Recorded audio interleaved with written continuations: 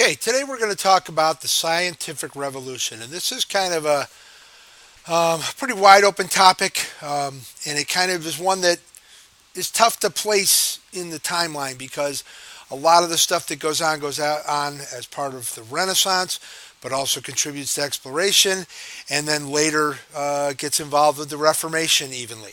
Okay, so probably the most familiar thing for you out of this scientific revolution is the scientific method that you use in your labs in living environment class. The idea of theory, prediction, experiment, observation, creating hypotheses, all those stuff we'll get into in a little bit more detail in a few minutes. Okay, so man has always had a desire or to know, a simple curiosity, the search for the truth, the search for meaning, and why are we here? Why does something work the way it does? We're all curious about things. Occasionally, a society will limit one's attempts in pursuing the truth. Okay, oftentimes, we don't want to go there. Okay, Catholic Church does this heavily during the Middle Ages. China blocks a lot of the internet. So do a lot of other authoritarian governments because they don't want their people getting any ideas of what's going on outside their controlled area. At other times, society encourages the pursuit of truth, often during many of these golden ages that we've talked about. Greek philosophers question all aspects of life. The Romans still question, but not as much because a little more authoritarian government. In the Middle Ages, the Roman Catholic Church suppressed this spirit. It's often called the Great Interruption that takes place from the 5th to 15th centuries. We know of it as the Dark Ages, this period when you had kind of a stagnation in new things being done. Okay? Renaissance rekindled the pursuit of truth and knowledge. And in medieval Europe, the teachings of Aristotle and Ptolemy had been held to be true. Things like objects at different weight will fall at a different speed.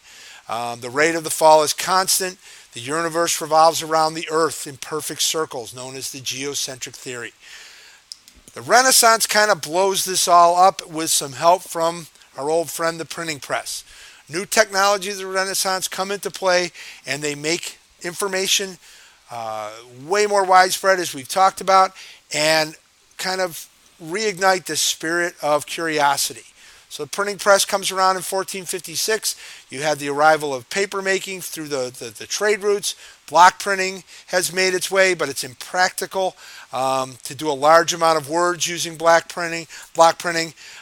Carving of individual letters and words onto movable blocks and then covering them with ink and then printing them is invented first by Coster in the Netherlands in 1440. And then in 1455, Gutenberg prints the first Bible and he makes the invention famous. Written language is now easy to read, it's cheap, it's easy to duplicate, creates a major revolution in communications, and as we've said before, it's a major event in world history. The Vikings, an example of how this works, didn't have a printing press. So they never got credit for discovering the New World because we've heard the Leif Erikson story of how they came and they got maybe as far south as Maine. Columbus has access to the printing press. We saw that in the DBQ assignment, and he's able to publicize it. Luther uses it for successfully spreads his ideas. Without it, the Reformation probably doesn't succeed. Okay, weapons are a new thing that changes. Gunpowder, discovered in China, spreads across Eurasia into Europe. Muskets and artillery spread during wars. People capture the other guy's weapons and they learn how to make them. Cartography or map making become more accurate. They begin to experiment with longitude and latitude lines at degrees north and west. Okay, tools of exploration. Most of these spread through cultural diffusion, some of them through outright stealing of the ideas. The astrolabe, that determines your latitude on the Earth, how far north or south you are. The magnetic compass helps you figure out which way is north. If you want to sail south, you go in the other direction. Ships begin to be designed bigger, better, easier to maneuver. The caravel is the most famous of these that the Spanish and Portuguese use. Okay, a little bit on some of the thought of before this period of the Renaissance. Ptolemy, Egyptian astronomer, taught that the Earth is the center of the universe. Everything rotates around the Earth in perfect circles. Aristotle supported this, as does the Catholic Church. The Catholic Church says God is the perfect center, creates man in his image, the universe rotates around man. Medieval man does not realize that Earth rotated on an axis and that it actually rotates. Okay, some new thoughts begin to come into play in the 16th century. A man named Copernicus, who I think I may have mentioned before, develops the heliocentric theory. As you remember from our John Green videos, he said the sun was the center of the universe.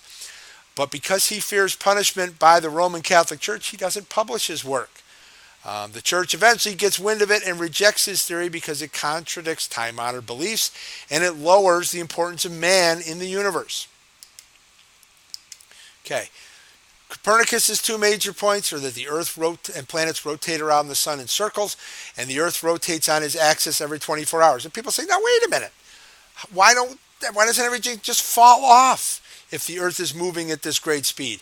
And why don't everything just spin off the Earth as it rotates? Why can't we feel it moving? All these questions. And it takes a while to solve these. Okay, a couple more geniuses come along, a man named Tycho Brahe and Johannes Kepler, support the ideas of the observations. Kepler comes up with this idea of retrograde motion, that orbits are an ellipse, not a circle. And he begins to develop the laws of planetary motion. It says the orbit of every planet is an ellipse, with the sun as one of the two foci. A line joining a planet and the sun sweeps equal areas during equal intervals of time. The square of the orbital period of a planet is directly proportional to the cube of the semi-major axis of its orbit. All this proves how the planets orbit. Okay? Galileo proves the theory by inventing the Astronomical Telescope. He proves Copernicus correct. Okay? He observes the moons of Jupiter. He also proves Aristotle wrong about falling objects.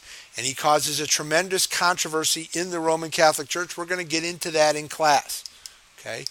1633, he's brought before the Inquisition because the church believed the heavens were fixed, not moving. It's against Christian treatise. He's branded a heretic.